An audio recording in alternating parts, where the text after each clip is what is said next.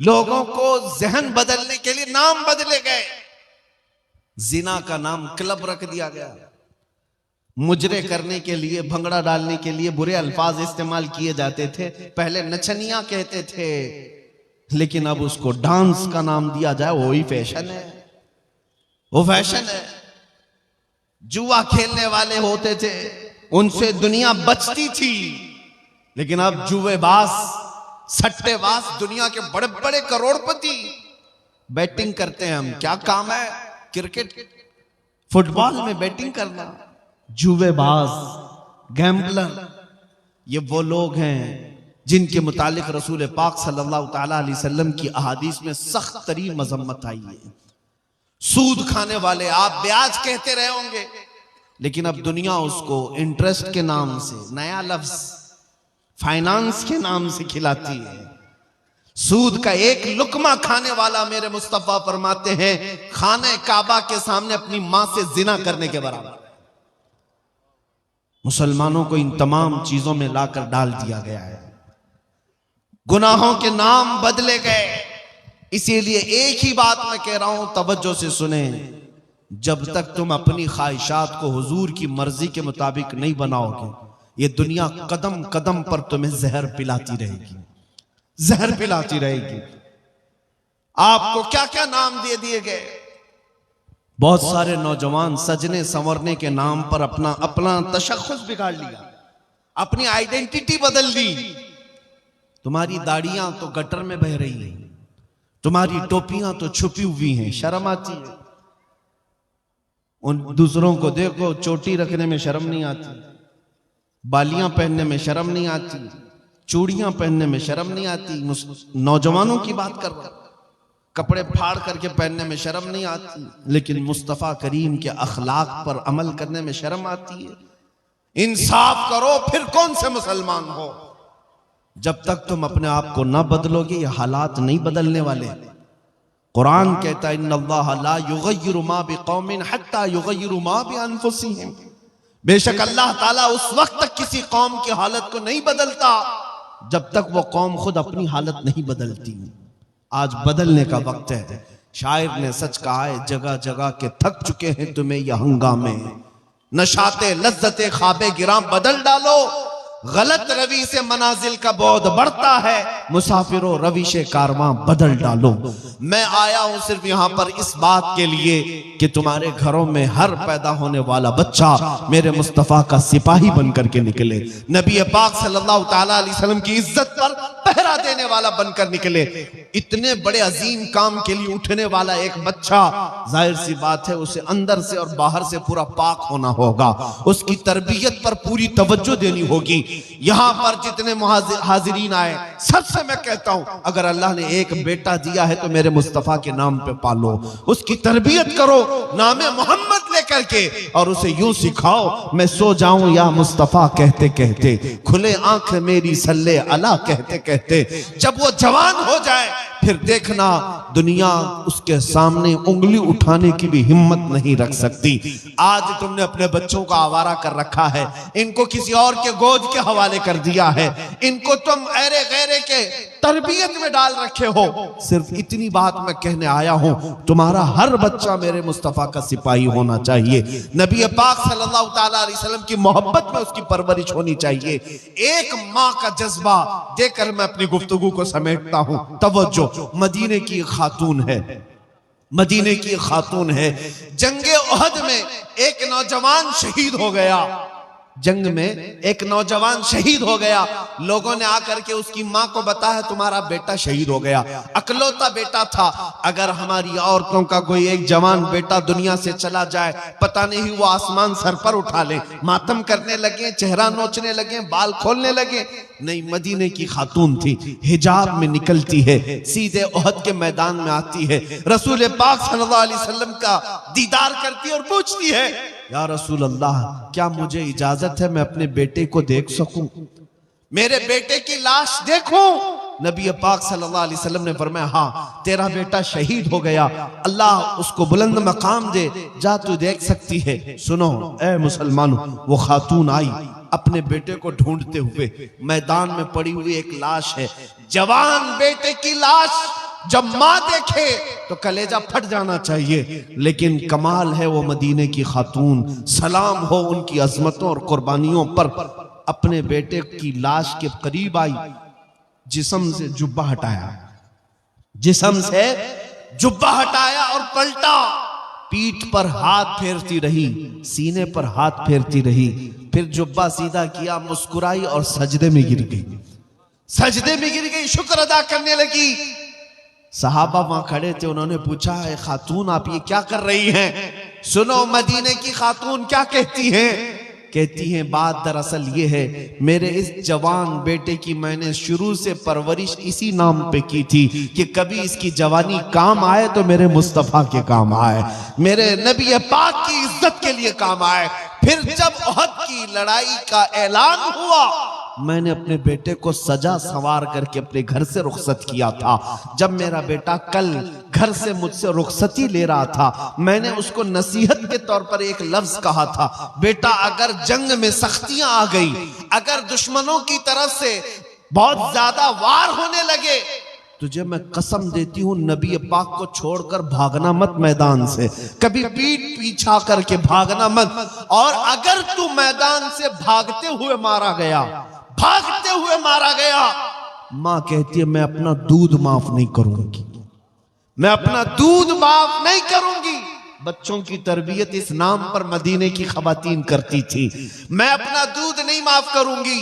ये खातून कहती है मुझे फिर जब पता चला मेरा बेटा शहीद हो गया, मैं दौड़ती हुई आई देखने के लिए, और मैंने इसका जुब्बा उठाकर जो पीठ पर देखा, यही देखा कि कहीं ये भागते हुए पीठ पीछे से तो नहीं मारा गया, काफिर होने से पीछे से वार करके तो नहीं मारा, ये भागता हुआ तो नहीं मारा गया। मैंने देखा मेरे बेटे की पीठ पर एक भी तीर का निशान नहीं है, जितने निशान है सब इसने सीने पर लिया है। इसी बात पर मैं अल्लाह का शुक्र अदा करते हुए सजदा रेज़ हुई। वो कैसी खवातीन थी, अपना लाल और अपना जिगर दे भी दिया, लेकिन ये देखा कि मेरे मुस्तफा की खिदमत में पूरा उतरा भी है या नहीं उतरा। मेरे अजीजों, बच्चों की तरबियत मदीने वाले यूं किया करते थे। इसलिए मदीना छोटा जरूर था, लेकिन कैसर और किसरा की फौजें भी मदीने के नाम से थरथराती थी, खौफ से डरती थी। क्यों? मदीने तैयबा में पलने वाले छोटे बच्चे भी बड़े बड़े बादशाहों को आंख दिखाने के काबिल थे, उनकी परवरिशें थी इस तरह। ऐ अजीज कौम के गयूर नौजवानों, आज मैं इतना मैसेज देकर के जाता हूं, आज के जो हालात बिगड़ते जा रहे हैं उसकी वजह यही है। जाहिर सी बात है, जब तुम सोने लग जाओगे तो कुत्ते राज करना शुरू कर देंगे, तुम्हारा चलना फिरना जारी रहेगा तो कुत्ते अपनी अपनी जगहों पर जाएंगे। आज ये तमाम हालात के बदलने की वजह यही है, हमने अपने हाथों अपनी बहुत सारी खराबियां की हैं, अपने हाथों अपनी बर्बादियां शुरू की हैं।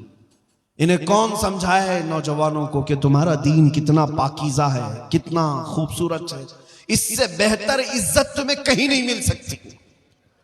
मुस्तफा करीम के कदमों में जो इज्जत है वो फरिश्ते भी उसकी इज्जत करते हैं, लेकिन तुम कहां ढूंढने निकले? बॉलीवुड में, हॉलीवुड में, और तुम सीरियल्स में, टीवी चैनल्स में देखने पर चल पड़े। जब कौम अपना तशख्खुस और अपनी आइडेंटिटी छोड़ देती है तो वो लोगों की ठोकरों पर आ जाती है। हमारी अपनी रिवायात बरकरार रखना हमें जरूरी है। आ जाओ मेरे मुस्तफा के अखलाक पर। आज जो हालात बदले हैं, सिर्फ थोड़ी बेदारी की जरूरत है। मुझे पता है उन पाखंडियों की कोई हैसियत ही नहीं जो अपने गुफे में बैठकर भौंक तो सकते हैं, लेकिन कभी किसी मोहम्मद अरबी के शेर का मुकाबला कर ही नहीं सकते। इतनी बात तय है, ये आज से नहीं तारीख से साबित है। नबी पाक सल्लल्लाहु तआला अलैहि वसल्लम की निस्बत जिस गुलाम से है, कुत्ते उसका मुकाबला नहीं करते। और ये बात भी मैं बता दूं, हाहू बहुत हो रहा होगा, दुनिया वाले बहुत कुछ बड़े बड़े बुलंद बांग दावे कर रहे होंगे, लेकिन इतनी बात जरूर है, बहुत सारे कीड़ों की आवाज से और कुत्तों की आवाज से इनकलाब नहीं आता। एक शेर भी अगर दहाड़े तो पूरे मैदान में इनकलाब आता है। बड़ी बड़ी उन आवाजों की तरफ हमें तवज्जो करने की जरूरत नहीं। हमने देखा है आज एहसास सिर्फ इस बात का हो रहा है कि हमें छेड़ने वाले लोग खुले आम आजाद हो गए, वरना इतनी मजाल नहीं थी कि मेरे नबी तक उंगली पहुंच जाए, कुरान तक पहुंच जाए, इस्लाम तक पहुंच जाए। होना तो कुछ नहीं, ना हुजूर की शान में एक नुक्ता फर्क आ सकता है, ना कलामे खुदा कुरान मुकद्दस का एक नुक्ता बदला जा सकता है, कुछ नहीं होगा।